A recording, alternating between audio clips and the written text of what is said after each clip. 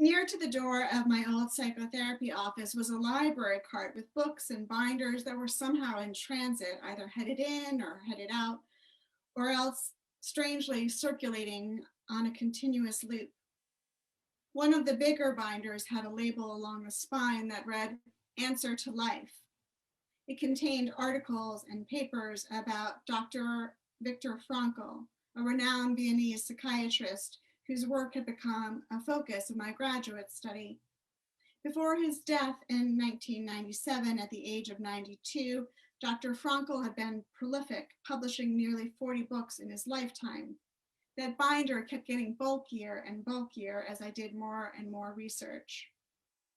One of my therapy clients, a physician himself, had noticed it growing over months of our sessions. He was bright and witty and forthright and struggling mightily in both his personal and professional life. He knew things about life and he knew things about death as well. Just after we finished an evening session with his hand on the doorknob, he turned and read that label aloud to me. "Answer to Life," he said, then paused. That's a nice thing to have. I, of course, laughed. Perhaps with good comic effect, the phrase was taken out of context. It did not scan accurately. According to Dr. Frankl, none of us has the answer to life. Rather, each of us has to answer to life with the lives we are leading. Life itself holds inalienable meaning and intrinsic value. For Dr. Frankl, the question was whether we were accessing the fullness of both for ourselves. His therapeutic approach, dubbed logotherapy, was counted as the third Viennese school of psychoanalysis after the Freudian and Adlerian. The Freudians maintained that people were primarily seeking pleasure. The Adlerians maintained that people were primarily seeking power. And Frankl's logotherapists maintained that people were primarily seeking purpose. Without a sense of purpose, Frankl cautioned, people could barely exist. They needed a meaning to their lives. This past Thursday was Holocaust Remembrance Day, as it is each January 27th, a date selected by the United Nations because it marks the anniversary of the liberation of Auschwitz in 1945. The UN declared the 2021 theme, Facing the Aftermath. In the media this week, you may have seen coverage of public memorials or lists of recommended reading. Dr. Frankl's book, Man's Search for Meaning, appeared usually among the titles because in addition to being a renowned psychiatrist, he was also a survivor of the concentration camps. That book is partly a memoir of his experiences in the Holocaust, in which he lost his parents, his brother, and his pregnant wife. In it, he admits how unlikely his survival was, and he also acknowledges how much his own theories equipped him to survive. The first English language version of that book was released by the Unitarian Universalist publisher Beacon Press in 1959, and subsequent anniversary editions of his bestseller have followed. It is an enduring classic of what has been called survival literature.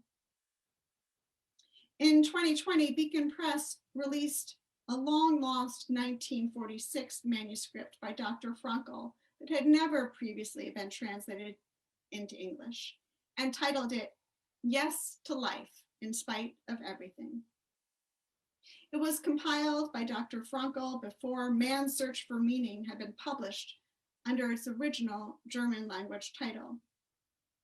In his introduction to this discovered volume, American psychologist Daniel Goldman notes that Dr. Frankl's central thoughts on meaning, resilience, and the importance of embracing life, even in the face of great adversity, are relevant still, and that indeed his words resonate as strongly today as the world faces a coronavirus pandemic, social isolation, and great economic uncertainty. Because I agree, over the next 3 months, I'll be leading a book study of Dr. Frankl's work here at UU Wellesley Hills, considering the topics of meaning, value, and survival, each in turn. I hope you'll consider joining me in that study. In 1946, just a year after his liberation from the camps, Dr. Frankl addressed an audience in his native Vienna and called for a spiritual rebuilding of their society. I think the pandemic, and someday soon, we hope, its aftermath, will call for something similar in America. In the 20th century, post-war Europe faced a mass existential crisis. In the 21st century, the United States likely will too. How well equipped are we to face it, collectively and individually? Prior to being sent to the concentration camps with his family, Dr. Frankl worked at a few different hospitals and clinics in Vienna, but always with suicidal patients. He felt called to attend to a population that most psychiatrists would engage with rather warily. He had a respect and affection for those who were feeling suicidal, and with considerable clinical acumen, often asked them some paradoxical questions. Why have you not committed suicide? Why do you not commit suicide? He assumed they had good answers and also good reasons. He wanted to make them aware of their will to live and the guiding purpose of their lives. He never denied, diminished, or dismissed their individual despair. He recognized how dark and deep it was, how it threatened to devour them. For this reason, his patients were never left alone with their individual devastations. They were not unaccompanied through the valley of the shadow. The good doctor went with them, soulfully and faithfully. Dr. Frankl's psychotherapeutic approach was supremely pastoral. He was not afraid that his patients would ever discover their lives were meaningless, because he could not even conceive of that as a possibility. His affirming attitude itself was a form of faith healing.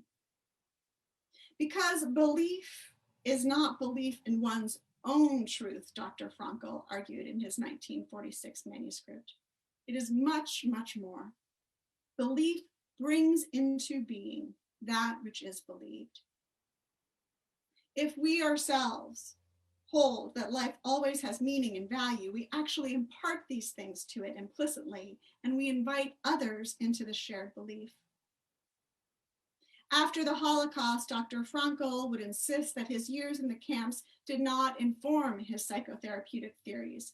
They only confirmed them for him.